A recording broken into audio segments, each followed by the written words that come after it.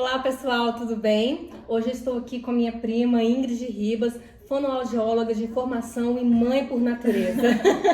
E estamos aqui para falar de um assunto muito interessante que de repente cabe a você ou algum parente, algum amigo e você não tenha as devidas instruções e estamos aqui para esclarecer e talvez te ajudar, ok? Vem com a gente!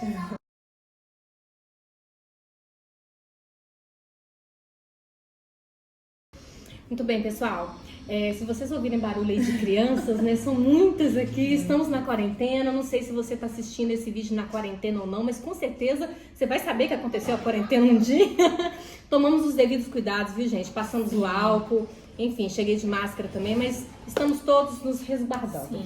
E bora lá falar então de um assunto muito importante, que na gestação da primeira filha dela, teve um problema, né, no sistema... Uma má formação no sistema digestivo. Fala o nome. Depois de tudo é que a gente descobriu que ela teve atresia duodenal. Entendi. E você teve? Eu tive polidrâmino por consequência da atresia duodenal, que é o excesso de líquido amniótico. Ela vai explicar tudo pra vocês, gente. Vamos lá. Eu confesso que foi o primeiro caso que eu vi, porque ela é minha prima e a gente, né, tá muito de perto, eu nunca tinha ouvido falar sobre isso. Você foi o primeiro caso pra mim. Pois daí a importância, né, desse vídeo, porque eu tenho certeza que muitas pessoas não têm informação, às vezes nunca ouviram falar de um assunto que pode estar acontecendo com ela nesse momento, né?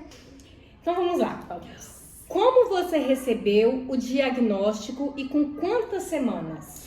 Então, toda gestante sabe que, acho que a partir da 20ª até a 24ª semana, a gente faz o morfológico, né? Que é aquele exame esperado, porque ele é um exame, é o mais detalhado, ele vai ver cada ossinho do bebê e tal. E eu lembro que eu fiz o exame normalmente, feliz, o médico confirmou, é uma menina e tal. Na hora que a gente saiu da sala, meu esposo só falou assim comigo: deu algum problema no exame? Eu lembro que eu assustei, falei assim, não. Porque o médico não falou nada dele, eu tenho quase certeza que deu. E aí, hoje ele até fala isso, ele sente que até o próprio Deus já tinha, sabe, colocado isso no coração dele, assim. O médico que fez o exame chegou na sala, entregou pra gente o exame e só perguntou assim: você pretende voltar na sua médica por agora? Eu falei, pretendo.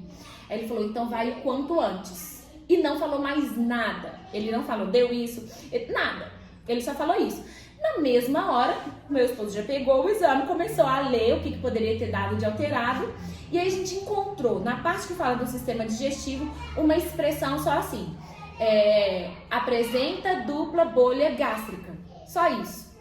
E eu lembro que na hora eu fiquei até assim, levando um pouco na brincadeira para deixar o clima mais leve, falando, gente, será que o neném tem 2 estômagos? Eu fiquei, dupla bolha gástrica, o que seria? Não sabíamos o que era. E a gente foi consultar o Google e ficamos apavorados. Por quê? O Google se espremer sai sangue, né? Sai. E é exatamente por isso que eu acho importante esse vídeo, porque esse vídeo teria me trazido tanta paz se eu tivesse encontrado algo assim na época. Gente, eu não encontrei nada.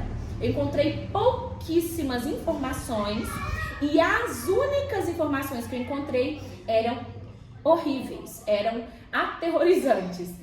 E aí a gente, na hora, ligou pra nossa médica e a minha médica pegou e falou, vem aqui agora. Na mesma hora fui pro médico, ela me explicou do que se tratava.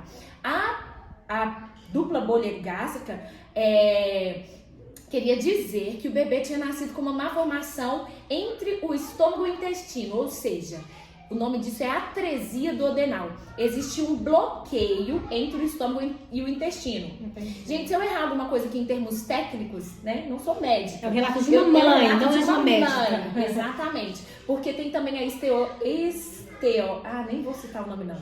Mas que não é um bloqueio completo, que é só uma porcentagem. Enfim, da minha filha era um bloqueio completo entre o estômago e o intestino. E isso era impossível que ela sobrevivesse dessa maneira, porque ela não iria se nutrir. Pós-parto ou na sua barriga mesmo? Não, dentro da barriga ela não corria risco nenhum. Não? Eu é quem corria. Por quê? Dentro da barriga, o bebê não precisa se alimentar. Por outro lado, não sei se vocês sabem, o bebê, ele bebe o nosso líquido amniótico e ele urina. Aí ele bebe, urina. Circulando. Exato. No meu caso, porque eu corria o risco de vida? Porque ela bebia o líquido amniótico, mas ele não passava. Então eu comecei a produzir líquido amniótico em excesso. Então toda ou quase toda as grávidas que têm um bebê com essa malformação, elas vão apresentar o que é chamado de polidrâmio, que é excesso de líquido amniótico.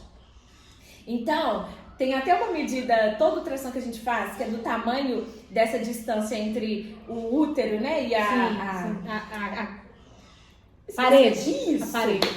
Que o ideal é que uma grávida de uma gestação de apenas um bebê, essa distância chega no máximo a 11 centímetros e meio, 12 centímetros. Sabe quanto que o meu chegou? Até o final da gestação? 42 centímetros. Pensa numa régua. Então coloca uma régua assim. A minha barriga ficou uma camada. Tem foto, Tenho. Aí, gente, a gente pode postar, né? Uma foto aí dela pra vocês verem. Ficou uma camada fininha. Eu chegava pra fazer exame. É gêmeos, eu não. Então, pra ela, durante a gestação não tinha risco. Eu corria o risco, porque eu podia ter alguma hemorragia até no parto. Enfim, o diagnóstico foi com 24 semanas no morfológico e foi assustador. Uma pergunta, foi com 24 semanas. Então, naquele exame que a gente faz com 12 semanas... Não descobriria. Nada? Não, porque o exame com 12 semanas não olha dentro do bebê. Ah, tá. Entendi. O com 24, eles já é mais detalhado, né? Exatamente. Então, vamos lá. Então, já até deu uma pincelada, sim, mas esclarece melhor. Foi fácil encontrar informações na internet? Não foi. Eu pesquisava, pensa numa mãe que ficava o dia inteiro pesquisando e não encontrava. Eu encontrei poucos relatos de caso, de gente falando assim, meu bebê teve isso. E os relatos que eu encontrava, era assim, muito difícil de ler. Muito negativo, gente, se eu chorar, que vocês não reparam, porque a gente começa a trazer à memória as coisas, mas era muito negativo. Então, assim, era puxado ler aquelas coisas, sabe? Na época, você viu algum relato de alguma mãe que teve sucesso? Não. Nenhum? Não tinha. Ou seja, suas esperanças eram somente em Deus. Não tinham casos. Não tinha relatos. Não tinha relato na internet. Ou seja, você é a primeira. Então, sim. Entendi. Depois eu tive relatos de pessoas que passaram pela mesma situação. Ah, que bom. Vamos lá. Quais foram as orientações dos médicos? Então, aí eu fui na minha médica. No mesmo momento ela falou, vamos repetir o morfológico e com um médico da minha confiança e que é especialista em gravidez de alto risco. Ele é especialista em malformação em geral, né? Então, eu fui nele e a gente vai até, né, com aquela coisa, não, foi um exame que foi feito errado. Com muita esperança.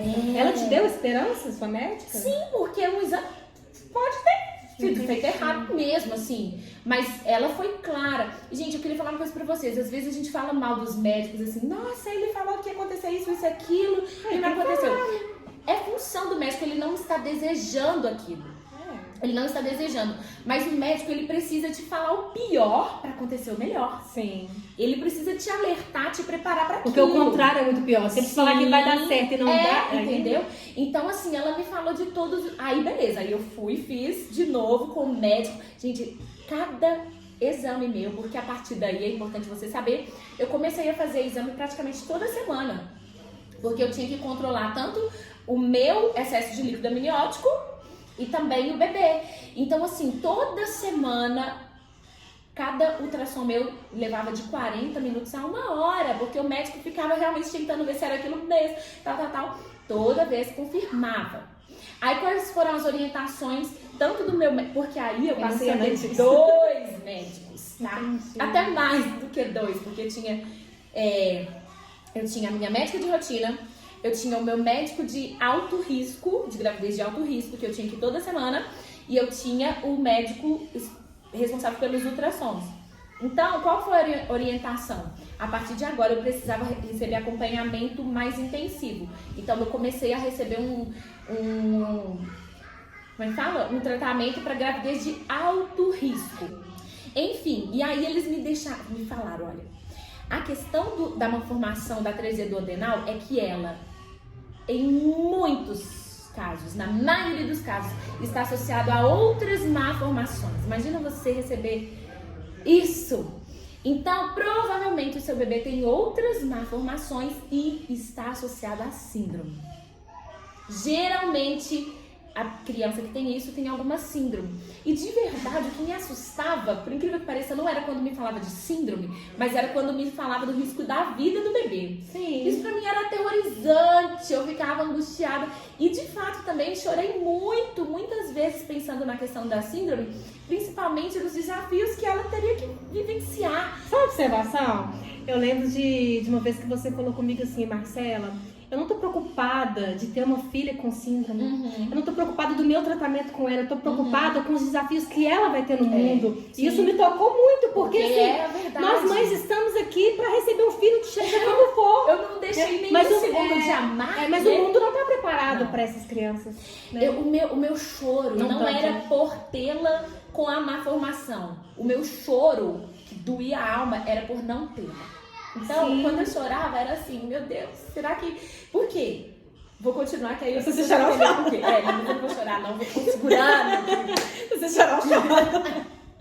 Que nem você tá perguntando em relação às orientações que eles deram. É. E aí, eu tive que fazer o quê? Eu tive que contactar o cirurgião pediátrico. Isso é importante, gente, isso é importante. Eu entrei em contato com o cirurgião pediátrico dela. Ele me contou tudo como seria o parto dela, quem tá nem da neném, e como seria a cirurgia dela. Então ele me contou passo a passo. Então o meu parto, ele foi um parto, pensa numa sala cheio de enfermeiro, tinha médico pediatra dentro da sala de parto. Por quê? Eu precisava de uma equipe para cuidar de mim e uma equipe para cuidar da bebê. Então, como eu tinha excesso de líquido amniótico, gente, e eu só ficava ouvindo as enfermeiras falando: ô enfermeiras, não faz isso não, porque eu fiquei agoniada, vou falar pra vocês. Nossa, eu nunca vi esse tanto de líquido. Ia tirando balde de líquido amniótico de dentro de mim. E elas ficavam assim: meu Deus, eu nunca vi isso na minha vida, é líquido demais. Por quê? O meu útero, eu tinha chance de ter hemorragia, porque o meu útero podia... Ele estava excessivamente esticado, né? Sei lá como é que é a palavra que usa. E além disso, tinha a equipe, por quê? O que o médico cirurgião me falou? Sua bebê, ela está parada aqui nela, cheia de líquido amniótico, tal. Provavelmente ela vai nascer, eu esqueci a palavra, como é que fala? Isso, e tipo... Eu esqueci a palavra, gente. Eu também. Não é sufocando, não, mas é como se fosse aspirando o líquido amniótico. E aí... Eu sonhava com aquele parto, todo mundo assistindo, lindo, maravilhoso. Choro do bebê, todo mundo quer ouvir. Isso, aí eles falaram assim, o seu parto não vai poder ser filmado, não vai poder tirar foto, e a gente fala, no máximo 3 pessoas pra ficar lá fora assistindo, porque vai ser feio. Foi o que eu ouvi, seu parto vai ser feio, não vai ser bonito. Porque o bebê vai nascer como? Sufocando, precisando respirar, e a gente vai ter que sair correndo com ele. Gente, mas Deus é tão maravilhoso, mas tão maravilhoso, que meu parto foi lindo. Eu queria ter a filmagem, eu não tenho. Mas tá aqui, mas né? eu tenho o registro da minha mente de como foi. E Deus foi tão bom que a minha cunhada, que tava do outro lado, pôde tirar uma fotinha assim, pra eu ter pelo menos as fotinhas. Ela não nasceu do jeito que eles falaram, ela nasceu linda. Ela não nasceu toda roxa, esquisita. De fato, ela levou um pouquinho de tempo a mais, assim, pra respirar, né? É obrigada. Sim. Eu achava que eu não ia poder ver minha filha. Eu achava que ela ia nascer e ia sair correndo pra fazer cirurgia. Eu vi ela, eu não pude tocar, eu não pude carregar, mas eu vi, eu chorei. E aí ela foi. Chorou? Você ouviu o chorinho ela dela? Depois de um tempo que eles foram limpando, tirando, eu ouvi o chorinho dela. Vocês devem estar se perguntando, qual foi a primeira coisa que eu quis observar? Em relação às próprias síndromes, né? Se ela Na tinha hora que ela nasceu, eu... Mas até o parto você não sabia, então. O parto não. Ah, tá. É importante eu falar, porque existe a possibilidade, algumas pessoas podem fazer isso, que é um exame para detectar durante a gestação se o bebê tem a síndrome. Mas é um exame muito invasivo. E como pra gente não fazia de verdade diferença se ela ia ter a síndrome ou não, a gente preferiu não fazer, não colocar ela em risco, não me colocar em risco. E a gente ia aguardar. Até o momento você não sabia. Até a hora dela nascer, eu achei que ela tinha. Até a hora dela nascer, eu pensava assim, não, ela tem. E aí eu precisei fazer exames de mesmo durante a gestação, ela fez o eletrocardiograma não, mas o ultrassom do coração detalhado, porque é uma malformação que está associada a uma malformação do coração. Também. E aí deu que o coraçãozinho dela tava tudo normal. Isso é importante salientar também. Com 30 semanas eu tive que tomar a injeção para amadurecer o pulmão dela, porque ela já corria risco de nascer. E a partir de 30 semanas eu fui internada 2 ou 3 vezes com a possibilidade dela nascer. O meu médico despedia de mim toda semana falando, olha, essa é a última. O seu útero já tá assim, sabe? Só com uma camadinha assim, bem fininha pra o neném querer descer. Posso falar mais uma coisa que eu acabei de lembrar? Isso aqui é pra alimentar a sua fé. O cirurgião pediátrico que faria a cirurgia dela falou assim comigo: o ideal é que ela nasça com 37 semanas e 2 dias. Mas, mãe, nem crie expectativa, porque não vai chegar nessa data. Como você está com excesso de líquido amniótico, seu útero não vai suportar. Ela vai nascer antes. Então, por isso que eu fui internada várias vezes antes. Mas aí, eu nem falei isso pra minha médica, porque eu falei, gente, não vai chegar mesmo? Pra que eu vou alimentar a esperança? Então, eu fiz 30, falei, vai nascer essa semana. Fiz 31, pra mim já foi, uau, fiz 31. 32, sensacional. 33, gente, já estamos no lucro. 34... Gente, aí eu fui na minha médica com 37 semanas e 1 dia. 37 e 1 dia. Ela virou pra mim e falou assim: Ingrid, agora está no limite. Nós vamos ter que fazer o parto amanhã. Então ela nasceu com quantos dias? Exatamente 37 e 2. Por que 37 e 2 seria o ideal para a cirurgia da bebê? Porque ela já não ia ser considerada prematura e ela ia responder melhor à cirurgia. E foi o que aconteceu. Ela nasceu exatamente com 37 semanas e 2 dias. Na verdade, você já respondeu, já começou a falar da quarta pergunta, que é do parto, né? Isso, verdade. Como foi o parto? Foi então, muito lindo. Foi e tenso também, foi né? Tenso. O antes, então... Mas deixa eu te falar que Deus é tão maravilhoso que, gente, eu me senti realizada de ver minha filha. De ver. Você não sabia se ia ver ou não. Exato, então só de eu ver. E aí veio a parte difícil, mas ao mesmo tempo eu vivi assim uma alegria de vê-la, que eu não pude dormir com ela na primeira noite, né? Não pude. Então você fica lá na maternidade ouvindo os chorinhos dos bebês, você pensa, meu não tá aqui. Meu não tá aqui. Mas eu ficava eu não dormia aquela madrugada, eu fiquei a madrugada inteira vendo uma fotinha dela, que o pai dela tirou a foto dela já lá, fazendo os exames pra cirurgia. Então ela nasceu e já foi fazer os exames todos pra cirurgia. Com menos de 24 horas ela foi operada. E qual que foi o sucesso da cirurgia? Às vezes a gente pensa assim, nossa, descobriu na gestação, teve que passar a gestação pensando nisso. O cirurgião da minha filha falou assim, você tem que agradecer a Deus porque você descobriu na gestação. Por quê? Qual foi o sucesso da cirurgia dela? Ela nasceu e com menos de 24 horas ela já fez a cirurgia. Então ela não tinha recebido nenhum tipo de alimento pra sujar, sabe? Ela não teve... O que acontece com muitas crianças? Nascem, não sabem que tem essa malformação, porque algumas existe. Os casos que eu conheci, descobriram depois. O bebê vai pra casa, mama, vomita. Mama, vomita. É importante, gente, frisar que não é gofar, não é refluxo também, refluxo. Né? Todo bebê tem refluxo, senão você vai ficar aí desesperado. Todo bebê tem refluxo. O que eu tô falando é de vômito intenso. É assim, tudo a que comida mama. Isso. Mamou, vomitou. E aí o que acontece? Esse estômago já tá todo sujo, sabe? E o bebê, ele nasce com 3 quilos, 4 quilos e ele perde, né? Sim. Então um bebê que nasce com 4, por exemplo, chegar a 2 quilos, exatamente. Então ela nasceu com menos de 24 horas, ela já foi operada. Entendi. Ela já foi operada. E essa já é a pergunta 5. Como foi a cirurgia e evolução pós-cirúrgico da sua filha? Então, mesma coisa, né? O médico cirurgião dela também teve que me pintar um quadro dramático, a pior coisa. Igual ele falou, olha, ela vai fazer cirurgia e aí você vai conhecer praticamente seu bebê sedado e tal. E foi o que aconteceu. Então, assim, durante a cirurgia, né, eu dormi. Eu me lembro disso. É porque na hora que deu o horário da cirurgia, a minha mãe e meu esposo estavam comigo, né, no quarto, falaram assim, vamos orar porque agora é a hora da cirurgia. Aí a gente orou. Aí eu dormi. A minha mãe, gente, a Ingrid, ela é muito tranquila. Gente, não é que eu sou tranquila, eu não podia fazer nada. Minha filha estava literalmente nas mãos do Senhor e dos médicos. Então, e eu tava já tão cansada que eu dormi.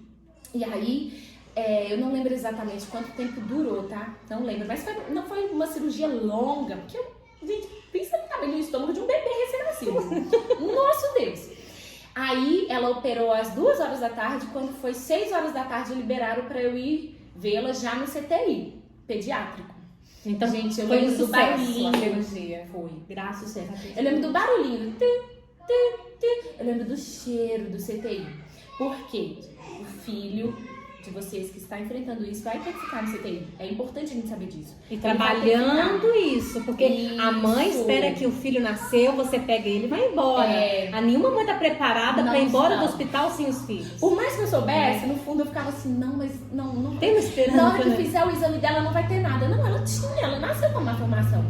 E aí eu conheci ela totalmente dura, entubada e tal. A minha mãe chorava horrores e eu assim, conheci minha filha. Eu não conseguia me desesperar, gente, porque eu tinha conhecido ela. Na minha cabeça, talvez eu nem não conheceria. E minha mãe, eu só ficava assim, é minha filha, coisa mais linda. E aí foi o desespero. Não foi nessa hora. O desespero foi a hora de ir embora do hospital. Minha médica, Ingrid, você precisa ir embora. Você precisa ir embora e o seu bebê precisa ficar. Um momento fatídico, né? Você teve alta, mas o seu filho não. Nossa, gente, eu acho que o hospital inteiro me chorando, de verdade. Mas eu chorava, eu uivava, eu não chorava. Eu uivava de ter que deixar o bebê ali. E eu sei que ela ia ser bem cuidada pelos enfermeiros. Mas você não estava ali, né? Até hoje eu tenho contato com um dos enfermeiros que, assim, ele foi um anjo, porque, nossa, ele me trazia palavra de conforto, me mostrava a evolução do neném, enfim. Mas, por mais que eu soubesse disso... Nossa, mas, gente, a mãe tem que ficar com o filho, não tem jeito. Eu pensava assim, não, hoje foi muito difícil, amanhã vai ser mais fácil. Não era. Porque a partir daí, gente, mãe que é mãe, todos os dias eu tava no hospital. Às vezes até minha própria mãe, a esposa falava, Ingrid, você não tem o que fazer lá. Você não pode nem carregar no colo, não pode amamentar, não pode fazer nada. Mas eu queria que ela soubesse que eu estava ali. Ah lá, tá vendo? A gente pode falar dessas partes do motivo, não, que a gente quer chorar. Eu já tô aqui me contendo. Porque eu só queria que ela soubesse que eu estava ali. Teve um dia, imagina uma mulher, cirurgia cesariana, eu fiquei 3 horas em pé do lado dela, só pra ela ficar assim. Ai, que sonho. Eu não podia dar colo. Eu te entendo. Eu não podia fazer nada. Mas só dela. Eu tava segurando segurando seu dedo. segurando o meu dedinho. Eu fiquei 3 horas em pé. A enfermeira chegava. Ô mãe, que a gente não tem nome no hospital, não. A gente é mãe. Ô mãe, senta, mãe. Ô mãe, vai lá na lanchonete, mãe. Ô mãe, vai não sei o quê. Eu vou ficar aqui. Coisas de mãe. É, verdade. Mais sobre o pós. Na verdade... não, pode falar. Porque aqui é a outra pergunta. O que aconteceu? Porque isso é muito importante vocês saberem. O seu filho vai fazer cirurgia e aí ele vai ficar praticamente 7 dias sem receber nenhum tipo de alimento para não contaminar, não atrapalhar a própria cirurgia, né? O organismo precisa cicatrizar, tudo e tal. Então, 7 dias pelo menos. Aí, depois de praticamente 15 dias, que ele recebeu o primeiro leitinho lá, vai ser tipo 5 ml, entendeu? Ele vai vomitar. Aí, ele vai esperar um tempinho, vai esperar algumas horas. Por que ele ia vomitar? Por causa da cicatrização. Tá. Aí, depois que parar, vai continuar recebendo 5 ml. Parou de vomitar com 5 ml? Comprar 10. E assim, até... aumentar, pra ir depois tentar ir pro peito. Então, mãe, não cria muita expectativa com a amamentação, não. Porque esse tempo todo você vai ficar sem amamentar e tal. Só que olha o que aconteceu com a Bebel. Que eu vi a mão de Deus. A gente não falou até agora o nome da filha dela. Ana Isabel. Aí, o que aconteceu? E eu chorava, né? Porque o meu sonho era amamentar. Aí o que eu fazia? Já que eu ia todo dia pro hospital, e eles falavam que eu não tinha o que fazer no hospital, mas eu ia pra salinha de amamentação e eu ficava tirando meu leite, pro leite não secar. Também pra Tirava pra induzir produção. Ela não podia sugar, mas eu podia induzir a produção. Fiquei fazendo isso uns 7 dias e tirando pra não perder a produção do leite. Sabe o que Deus... Aí, a médica lá, plantonista, pediatra, falou comigo, ô mãe e tal, não cria essa expectativa e tal. Ela não fez por mal não, gente, o papel dela. Sim. Ela ainda vai começar a receber o leite, não sei do que, Aí esse dia eu chorei, eu lembro que eu tô saindo, indo embora do hospital. Quem que eu encontro dentro do elevador? O cirurgião pediátrico da minha filha, que é um homem maravilhoso. Eu falo com ele, como que você consegue fazer cirurgia num bebê? O que é isso?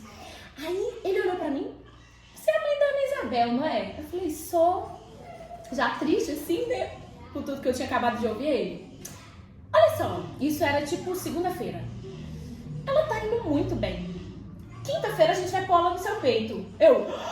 Mas ela ainda nem recebeu o leite, eu não sei das contas. Isso eu não sabia, não. Aí eu cheguei lá no outro dia, eles já estavam dando um leitinho lá pra ela, pela seringa e tal. Ela não vomitou. A Ana Isabel nunca teve uma febre no hospital, ela nunca teve nada. E aí, dito e feito, na quinta-feira, ela, ao invés de ficar recebendo... Pera, na quinta-feira, mas ela nasceu quando?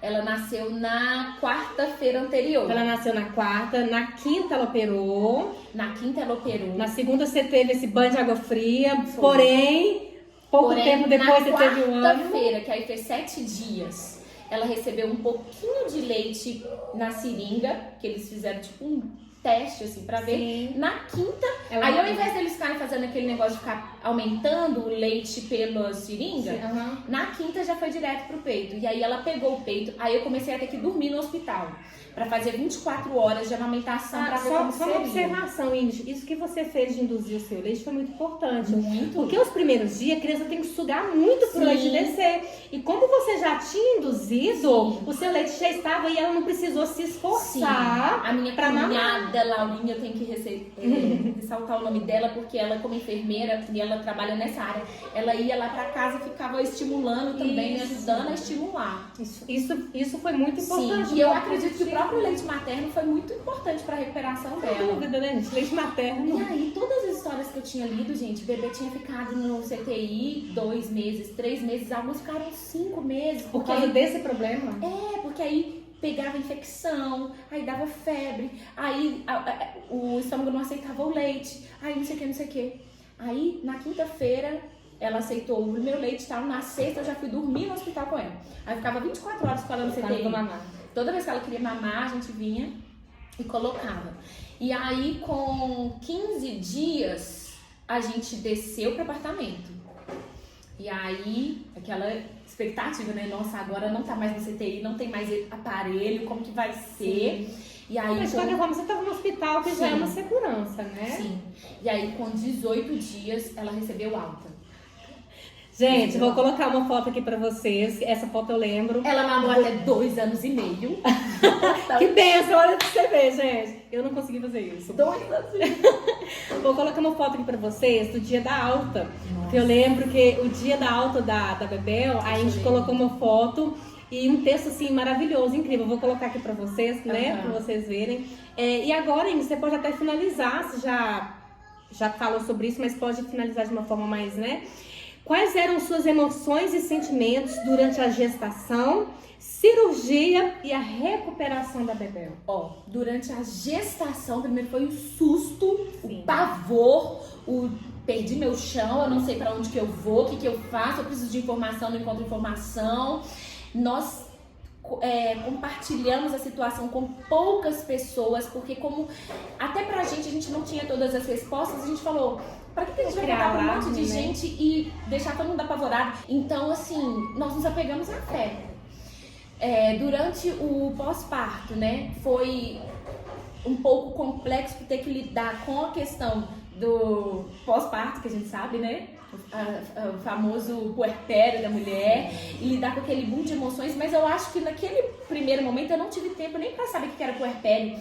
cresceu uma leoa dentro de mim que queria somente cuidar daquele bebê e fazer de tudo para que ele sobrevivesse. Então, assim, eu não tinha dor de cirurgia de cesariana, nada. Não sei o que é isso, gente, porque eu literalmente cresceu uma força dentro de mim que eu ficava em pé horas mesmo do lado dela e tal. Então, assim, Deus foi muito fiel. É difícil, só mais um parênteses, porque eu lembro disso na sala lá do CTI, ficam muitas mães, né? E a gente acaba até fazendo amizade, cada uma com o seu dilema.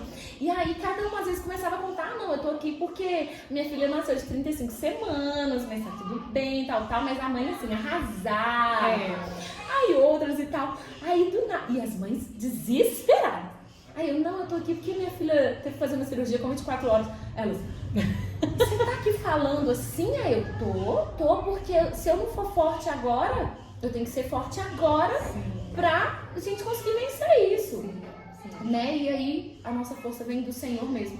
Ô Ingrid, e logo depois assim, né? Depois de alguns anos você engravidou novamente da Laís. E eu tenho uma pergunta a te fazer.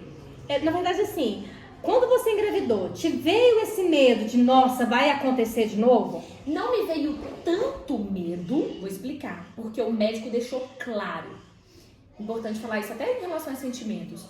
Eu me culpei no primeiro momento. Eu te perguntar isso, quando eu recebi o diagnóstico, eu fiquei repassando pra mim as minhas primeiras semanas de gestação. O que eu fiz errado, né? Foi porque eu fui não sei na onde, eu lembro que a gente fez um evangelismo, eu andei tipo uma tarde de sábado inteiro, não consegui encontrar água pra beber. Eu fiquei, é por isso, é porque eu andei demais. Ah, não, é por causa daquilo. Ah, não sei o que.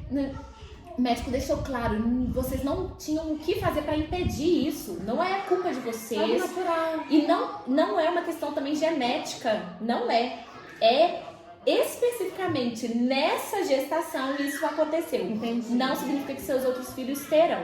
Mas é claro que no dia do exame morfológico com a Laís, que é a minha segunda filha, e eu realizei com o mesmo médico que depois cuidou de mim Depois que você sabendo, né? Depois que eu fiquei sabendo, que aí eu fazia sempre com o mesmo médico, até ele ficou emocionado. Porque aí a gente fez o exame e ela não tinha nada, né? Mas é lógico que a gente foi com aquela coisa assim, mas ela não tinha nada. E até ele ficou emocionado quando eu conto pra ele, né, quem é a Bebel hoje. Ele fica emocionado, porque assim, né? Ele como médico, ele sabe o que a gente passou. Sim. Né? E hoje, Bebel tá aí, né? Tem uma vida normal. Normal. Come, faz cocô. Normal. Tudo normal, né? Tudo normal. Não tem que fazer acompanhamento. Teve que fazer. Mas agora não. Não, ela ainda com 5 anos precisa voltar no cirurgião. Então aí ela voltou com 1 mês, 6 meses, 1 ano. Aí com 1 ano e meio, 2 anos, agora eu não lembro certinho, ele falou assim, olha, isso aqui é só rotina pra gente ter certeza que a cirurgia deu certo. Só que não tem nada, é como se ela nunca tivesse tido isso. E agora com 5 anos a gente tem que voltar de novo, mas eu sei que a gente vai ouvir a mesma coisa, olha. Até porque você acompanha ela no dia a dia. Não tem nada, é como se ela nunca tivesse tido isso. Ela tem uma marquinha na barriga. A marquinha da alegria. Ela faz questão de falar que ela fala que é a marquinha do milagre. Sim. Aí ela fala, mamãe, mas todo mundo tem a marquinha do milagre? Eu falo pra ela assim, filha, cada pessoa tem o seu milagre. O seu milagre foi na barriguinha. Talvez outras pessoas, as marquinhas nem são visíveis, né? Mas todo ser humano tem a sua marquinha. Uns vão ter na alma. Cada pessoa tem a sua marquinha pra lembrar assim, ó. Deus fez um milagre na minha vida. A sua é na barriga. E é linda essa sua marquinha. Sim, e realmente, gente, é uma menina especial. Todo mundo sabe disso, Bebel é fantástica.